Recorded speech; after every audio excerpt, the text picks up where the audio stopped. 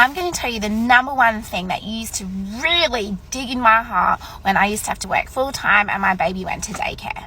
It was the drop off. I have a 13-year-old son. He's my eldest, and when he was a baby, I used to work full time as a teacher. And around that time, me and his father had broken up, and his father was FIFO, so I actually had my little one most of the time, because I think back then his dad's roster was like 2 and 1. So for me, it kind of felt like I was almost a single mother for most of the time. And I used to work really hard as a teacher. If you know anything about teaching at all, you would know that your job does not end when you leave the classroom and you go home. Anyway, I'm digressing. Let me get back to my point of the story. So my point is, drop-offs for me were really hard.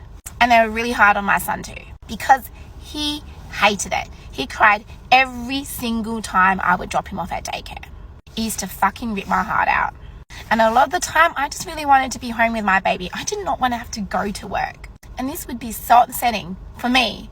And I could also see how upsetting it was for my baby. Because, you know, he was under 1 year old and all he really wanted was his mummy. And I can understand that.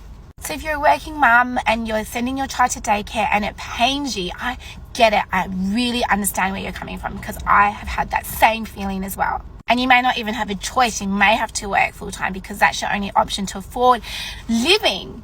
Whether that be you're renting or you're having a mortgage to pay off, you've got all your bills, you've got to pay for food, you've got to pay for your car and all. Oh, there's expensive. The expenses can be overwhelming.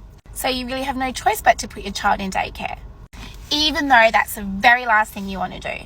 And going through that experience, which was almost like 13 years ago, that was a pivotal moment in my life. I was like, I do not want to have to do this for the rest of my life. And I especially knew that if I had any more children, that I was not going to put them through that same thing. And you know what? I don't like to have regrets, but I do regret missing out on my eldest son's childhood. And when I say that, I mean most of his childhood, because obviously you do have time with your children, but there's large chunks of time you miss because you're working full time. So that's why I'm hellbent on finding multiple ways that you can earn money online and creating passive income so that you do not have to work a full-time job.